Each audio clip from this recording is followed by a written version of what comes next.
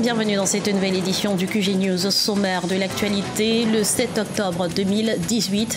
C'est la date retenue pour la tenue de l'élection présidentielle au Cameroun. Il s'agira d'un scrutin uninominal majoritaire à un tour. Pour l'heure, le président Paul Biya ne s'est pas porté candidat à sa réélection. Le Sénégal vient de bénéficier d'une enveloppe de 34 milliards de francs CFA pour améliorer la compétitivité énergétique, ceci à travers la mise en œuvre du programme Smart Grid, des réseaux électriques dits intelligents. Et puis le Maroc met le cap sur la santé. Un plan stratégique baptisé Plan Santé 2025 a été mis en place. Il est structuré autour de 6 valeurs, 3 piliers, 25 axes et 125 mesures. Fini les spéculations, l'élection présidentielle aura bel et bien lieu cette année au Cameroun, le 7 octobre 2018 plus précisément. L'annonce a été faite ce 9 juillet par décret présidentiel. Sur le terrain, l'heure est donc à la mobilisation des troupes pour les candidats à déclarer. Voyez ce reportage de Viviane Baoken, notre correspondante au Cameroun.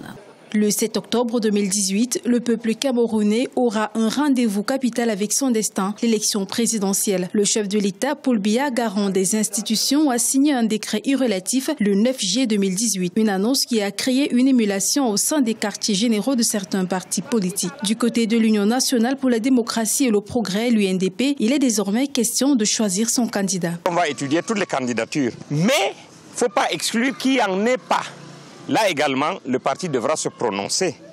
À ce moment, je crois que 3 options vont s'offrir à notre parti. Soit réactiver la plateforme actuelle, soit construire une nouvelle alliance avec une nouvelle plateforme, soit alors boycotter purement et simplement cette élection.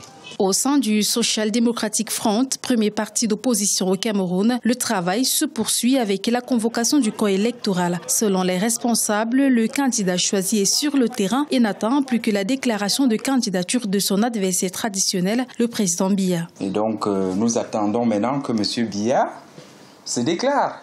S'il est capable, s'il est encore capable de continuer à diriger ce pays. Ce n'est pas seulement de convoquer le corps électoral, mais maintenant qu'il se déclare, qu'ils viennent dans la campagne, qu'on aille sur le terrain, qu'on aille parler aux Camerounais, qu'on aille promettre aux Camerounais ce que nous avons à faire. Cette convocation du corps électoral qui vient mettre fin aux inscriptions sur les listes électorales lance également le compte à rebours qui conduira les électeurs aux urnes dans un délai de... Le nombre d'Africains n'ayant pas accès à l'électricité a augmenté de 18% depuis 2008. Dans ce contexte difficile et très contrasté d'un pays à l'autre, le développement des smart grids, les réseaux électriques intelligents, représente une solution susceptible de changer la vie de millions de personnes. Le Sénégal en a pris conscience et vient de bénéficier de 34 milliards de francs CFA pour s'engager dans cette voie. Les détails avec Ibrahima Diomaba.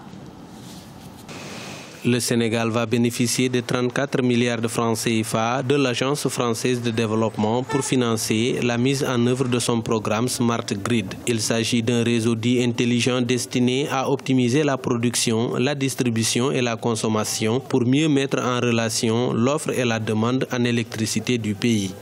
Cette convention est une contribution essentielle à l'exécution de cet important programme du secteur de l'énergie, un des fondements du succès du plan Sénégal émergent. Il permettra de renforcer et de moderniser les réseaux de transport afin de prendre en compte les nouvelles capacités de production énergétique de la Sénélec et de réduire ainsi les pertes inhérentes au transport d'énergie. Pour faire face au délestage et au déficit énergétique, l'État sénégalais s'est engagé dans un mix énergétique. L'objectif est d'atteindre au moins 20% d'énergie verte dans la production nationale. Le Sénégal a fait des investissements qui aujourd'hui permettront d'ici 2020 d'avoir une capacité de presque 2000 MW et que la consommation va se situer en 2020 autour de 1500 MW. Cette aide-là pourra effectivement accompagner le gouvernement à mieux implanter son mécanisme. La capacité électrique installée du Sénégal est d'environ 900 MW. La puissance totale de son parc énergétique est passée de 573 MW en 2012 à 821 MW en 2017. L'État s'est fixé comme objectif d'atteindre 1264 MW